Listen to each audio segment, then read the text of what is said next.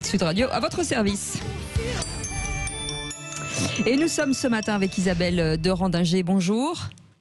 Bonjour Cécile, bonjour Sud Radio. Vous êtes secrétaire générale du Conseil national de l'ordre des sages-femmes et directrice de l'école sage-femme de Nantes. Alors pour les sages-femmes aujourd'hui, c'est un retour total à la normale aujourd'hui. Alors, non, pas tout à fait. Pas tout à fait, d'accord. Normal, puisqu'on sait que le virus circule toujours activement. Vous avez sans doute entendu que les maternités ont dû se réorganiser de façon extrêmement rapide. Bien sûr. Avec des protocoles qui évoluaient tous les jours, parfois plusieurs fois par jour. Donc, progressivement, le retour à la normale revient. Et puis, il faut rassurer surtout les femmes et puis leurs accompagnants. Les maternités les accueillent dans les meilleures conditions possibles. Oui, parce que les visites sont de nouveau autorisées. Les visites sont de nouveau autorisées. J'encourage toutes les femmes à appeler cependant juste avant les maternités parce qu'on sait toujours que ce virus circule sur certains territoires français. Oui, alors un impact psychologique assez important pendant ce confinement puisque forcément les futures mamans ont accouché seules, sans accompagnant. Oui, alors c'est vrai que ça a été extrêmement traumatisant pour tous. C'est vrai que la population a la sensation de vivre un chaos sanitaire.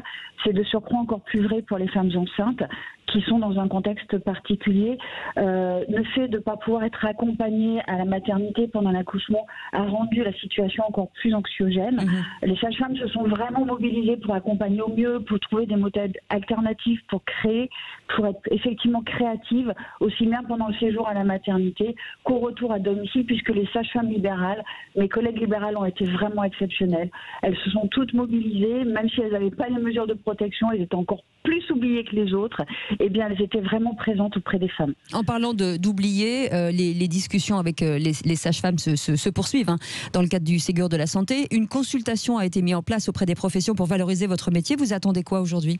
Alors, on attend beaucoup de choses. Oui, on attend enfin d'être visible. Alors, surtout, on attend que les femmes soient visibles, puisque de surcroît, nous sommes auprès des femmes et nous sommes essentiellement des femmes.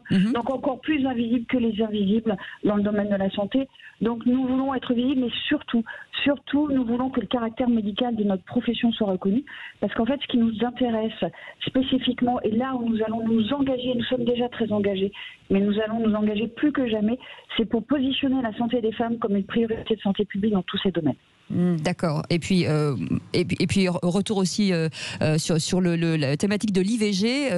Le planning familial avait demandé de repousser aussi de 2 semaines l'IVG. Comment ça s'est passé pendant ce confinement? Les sages-femmes ont fait la même demande. Les sages-femmes pratiquent les IVG depuis 2016. Oui. Elles pratiquent l'IVG médicamenteuse. Elles demandent aussi à pratiquer les IVG instrumentales. Ça fait aussi l'objet du Ségur, bien évidemment, entre autres.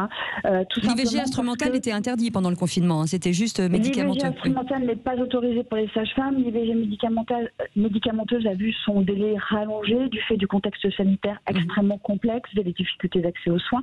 Il y a aussi des femmes qui sont victimes de violences intrafamiliales. Donc, de surcroît, pendant le confinement, elles ont vécu des contextes extrêmement terribles. Elles n'ont pas pu sortir de leur domicile.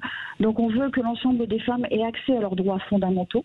On sait qu'ils sont fragiles. Simone de Beauvoir nous l'a répété. Ces droits sont absolument fragiles et on veut qu'ils soient préservés à tout prix. Donc, c'est pour ça que la profession de sage-femme est extrêmement mobilisée pour l'accès aux droits pour toutes les femmes. En tout cas, on suivra le dossier avec vous. Merci d'avoir été avec nous, Isabelle de Randinger, secrétaire générale du Conseil national de l'ordre des sages-femmes et directrice de l'école sage-femme de Nantes. Restez avec nous, c'est le Grand Matin Sud Radio. Bon réveil, il fait beau et chaud aujourd'hui. Il est 6h56.